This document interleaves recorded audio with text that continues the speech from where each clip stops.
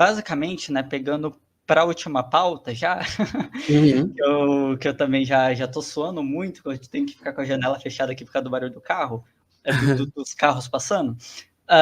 Eu gostaria de falar um pouco com você, Ti, sobre a questão da educação freiriana, né, de como nós podemos ensinar, né, as pessoas a partir da realidade delas, né, da realidade Aham. material delas, e como isso se intersecciona para a questão da literatura, né? Se a literatura ela é uma literatura elitista, né? A literatura no geral, e se é possível romper com isso, né? Sem Uhum. palavras muito difíceis, termos muito difíceis, se é possível realmente passar a mesma mensagem de uma forma mais tranquila, digamos, para a classe trabalhadora.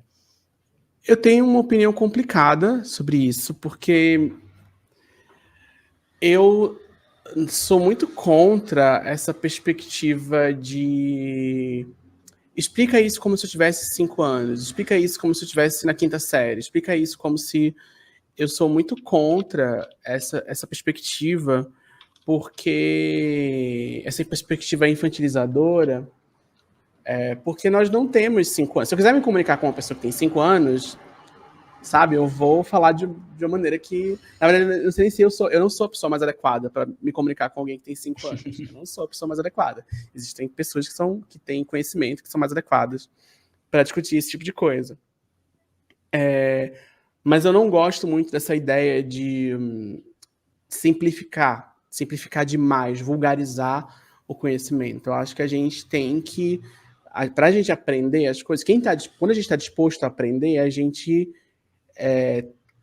tem que correr atrás dessa... É difícil aprender, independente do que a gente quer aprender. Dá trabalho aprender, né? Eu não sou educador, eu não sou pedagogo, eu não sou professor, eu trabalho com comunicação.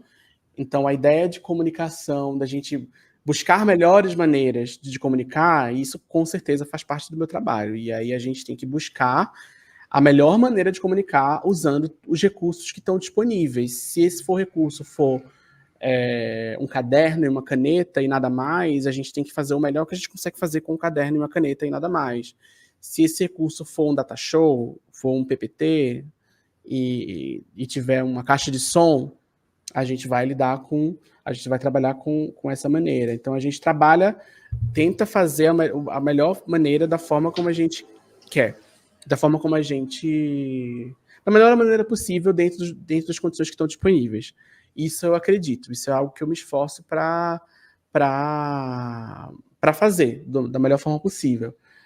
Eu não acredito nessa coisa de simplificar, e você tem que simplificar ao máximo. A gente viu isso acontecer em 2020, por exemplo, quando ficou muito na moda o debate racial, por causa todo aquele rolê lá do George Floyd e tal, e aí, de repente, começou a internet começou a ser bombardeada de conteúdo racial, o que, enfim, tem seu lado positivo. Eu não estou aqui dizendo que foi horrível e tudo mais, mas eu acho que muita gente estava nessa perspectiva, assim, vamos explicar isso aqui do jeito mais simples possível, vamos explicar isso aqui do jeito que tudo, né, assuntos que são complicados, que existem, é complicado, entender? Você tem que fazer um esforço, tem que entender história, assim, que, tipo, não é simplesmente você fazer um carrossel no Instagram e aí acabou o racismo no Brasil. Isso não vai acontecer. Isso não vai acontecer. E aí eu me lembro muito dessa discussão ali e tal. Vamos simplificar o debate racial no Brasil, vamos resumir esse debate em frases de efeito, vamos resolver. Isso aconteceu com a questão racial, isso aconteceu com o feminismo, isso aconteceu com a questão trans, isso aconteceu onde você tenta resumir aquilo em máximas e você explica coisas que não é nem consenso, sabe? Se você vai ver dentro se você perguntar para 3 pessoas trans diferentes e pedir para cada uma delas explicar o que é transgeneridade e o que é identidade de gênero, cada uma vai explicar de um jeito completamente diferente. Então a gente tem que buscar na literatura, na sociologia, a gente tem que buscar historicamente como é que foi, como é que esse processo aconteceu, como é que essas identidades foram construídas e tudo mais, assim. E aí existe essa tentativa de querer simplificar muito, simplificar ao máximo e de ter respostas muito simples para tudo, muito absolutas para tudo. E quando a gente está falando de ciências humanas, de humanidades, não vai ter, porque são todas essas identidades, tudo isso são processos, são resultados de construções históricas. Então, se você volta para 500 anos no passado e você pisa em algum país, em alguma região do continente africano, e você usa a palavra negro ou algo parecido para se referir a alguém que é de algum território do continente africano, essa pessoa não vai entender, porque não existia identidade negro nessa época, não existia. As pessoas não se identificavam dessa forma. Se eu chegar lá atrás e eu falar homossexual, não existia homossexual. Não, existiam homens que transavam com outros homens, existiam homens que tinham relações com pessoas que se relacionavam com outras pessoas do mesmo gênero. Mas a identidade homossexual não existia. As pessoas não trabalhavam com essas ideias. Então a gente tem que entender isso com perspectiva histórica. Estou dando um exemplo. Mas é pra gente... eu recebo muitas perguntas do tipo... Como que é um filme assim, assim, assado, sabe? Às vezes eu tenho um quadro no canal que é respondendo perguntas. E aí, às vezes, as pessoas mandam algumas perguntas buscando uma resposta muito absoluta. É possível ter um filme assim, assim, assim, assado? E aí eu falo assim, cara, não existe. Não, é possível falar sobre gênero de um jeito que não seja assim? Eu não sei, deve ser. Deve ser, assim, tudo é meio complicado, assim, então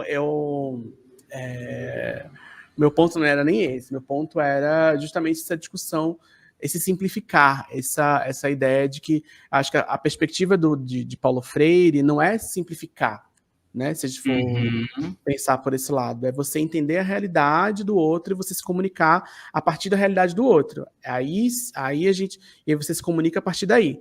Então, eu tenho uma humildade, por exemplo, de que, para mim é humildade, que é, eu sei que eu não consigo me comunicar com todo mundo. Eu sei.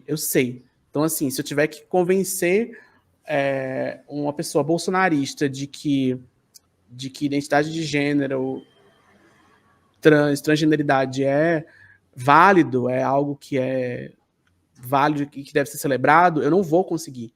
Eu sei disso, eu não vou conseguir convencer essa pessoa de que ser trans é normal. É uma coisa muito básica. Tipo, eu não vou conseguir. Eu sei que eu não vou conseguir. Então, assim, eu não vou fazer esse esforço. Eu não vou. Porque eu só vou gastar energia, tempo, dinheiro. Então, eu vou focar minhas energias com quem eu consigo me comunicar. Se eu precisar comunicar com alguém que está fora disso, aí talvez seja o caso de eu buscar uma parceria, talvez seja o caso de eu buscar algum conhecimento que eu não tenho, talvez seja... Aí vai depender muito do caso a caso. Dentro do meu projeto, assim, que é do meu canal, eu sei com quem eu estou me comunicando. Eu sei. Mais ou menos, claro, não sei totalmente, mas assim, eu sei mais ou menos. Então eu sei quais estratégias, eu tenho uma vaga noção, assim, de quais estratégias eu preciso usar para me comunicar com essas pessoas. Se de repente cai na minha mão um projeto que diz que você vai precisar se comunicar com a extrema-direita lá e explicar conceitos básicos sobre gênero para a extrema-direita. Aí eu vou ter que procurar ajuda. Eu vou ter que procurar a ajuda de alguém que entenda, que tenha as ferramentas para se comunicar com isso. Conhecimento é ferramenta, que tem acesso à pesquisa, que sabe uma série de coisas. A gente conhece, a gente tem alguns amigos em comuns que são criadores, né, que trabalham com essa perspectiva, tipo, não, eu quero comunicar, eu quero realmente construir um projeto de educação política do Brasil e realmente convencer a pessoa de extrema-direita a vir para o nosso campo. É uma estratégia completamente diferente da estratégia que eu uso. A estratégia que eu uso no meu canal é uma estratégia de pegar as pessoas que já estão mais para o meu lado, já estão no campo progressista, então elas já tendem são pessoas que já partem do pressuposto de que racismo existe e que racismo é errado, por exemplo.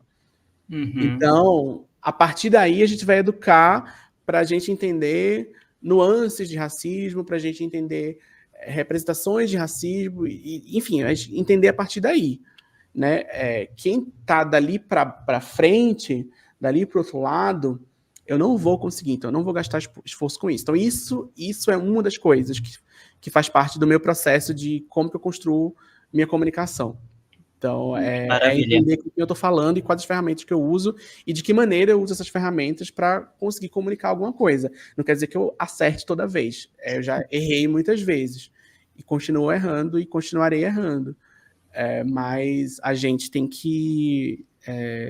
eu erro tentando acertar, eu tenho algumas ferramentas, eu tenho dados que me mostram, que me dão insights para qual caminho eu tenho que ir, e eu trabalho com essa perspectiva, a minha perspectiva de entender com quem eu estou me comunicando e quais as ferramentas que eu tenho.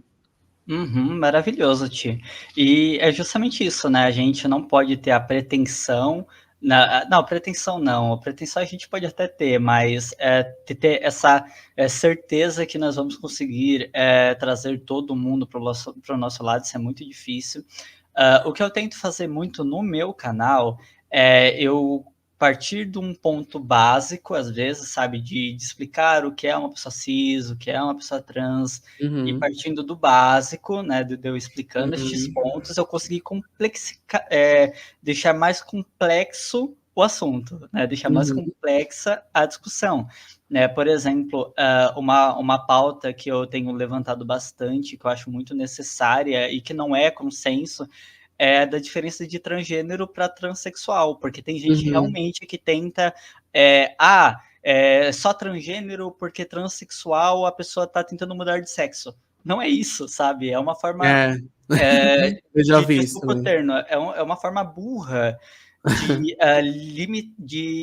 de percepção, porque, tipo, transgênero, a gente tá falando sobre o gênero. Transsexual, a gente tá falando de uma mudança sexual por meio de hormônios. Então, Uhum. né, quando nós falamos de transexual, nós estamos falando do acesso a pessoas, né, transgênero hormonizadas para, por exemplo, né, no meio esportivo, né, que está sendo tanta pauta nessas Olimpíadas, Uhum. né, de confundir uma mulher cis com uma mulher transgênero. E até pegando até também da questão da identidade travesti, né? A identidade travesti é a identidade de uma mulher. A identidade Uhum. travesti é a identidade de uma pessoa de um terceiro gênero. Só que aí não falam que esse terceiro gênero seria uma não binariedade, né? Sai do Uhum. binário. E daí também não falam da questão histórica que a pessoa transexual ela está localizada na Latinoamérica.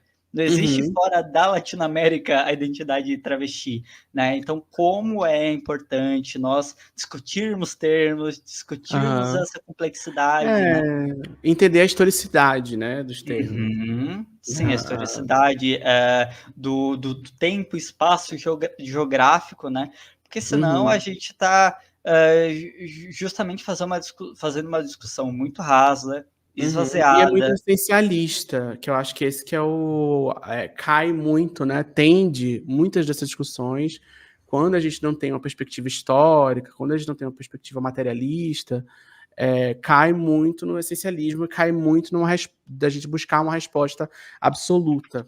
Tipo, é assim, Uhum. transexual é isso e acabou, transgênero é isso e acabou, e tudo mais, assim. Eu lembro que tem muito essa discussão, às vezes uma discussão parecida com isso, quando a gente fala, por exemplo, sobre bissexualidade.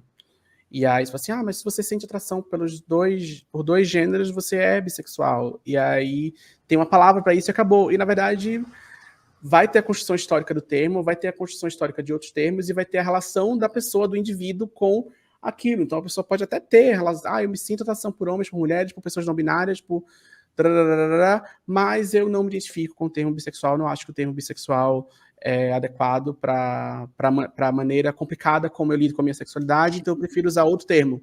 Prefiro usar pansexual, prefiro usar algum outro termo que, sei lá, não existe. Assim. Então vai interagir com a individualidade da pessoa também, vai interagir com a construção histórica do termo. Bissexualidade, por exemplo, tem uma construção histórica, o termo, né, bissexual tem uma construção histórica, dentro do movimento, de como que esse movimento surge, como que era a perspectiva sobre identidade sexual nos anos 70 e nos anos 80, e aí surge o termo bissexual. Então, assim, vai ter pessoas que vão ter um apego maior a esse termo por causa dessa perspectiva histórica, vai ter outras pessoas que não, e vão entender esse termo de uma outra performance. Então, quando a gente tem a perspectiva histórica, a gente entende... acho que a gente sai da superficialidade, pelo menos, acho que pelo menos isso, assim, não e quando a gente sai dessa ideia de que a gente vai ter uma resposta absoluta quando a gente está falando desse tipo de coisa, que são resultados de processos históricos. Então, identidade sexual, até a própria ideia de você ter uma identidade sexual é uma construção moderna, porque não existia identidade sexual, assim, de orientação sexual. Isso não existia, isso não era, eu sou gay, eu sou bissexual, eu sou uma mulher lésbica. Isso não existia. Isso é uma construção moderna, que vai dialogar com algumas questões raciais, inclusive, que vai dialogar com, inclusive, islamofobia. Enfim, é um assunto super complexo. Então, a gente tem que olhar para... Eu olho, né? Eu olho para esse tipo de discussão tentando sair de uma perspectiva essencialista ou absoluta. Né? A gente entender essas identidades dentro de processos históricos. Perfeito.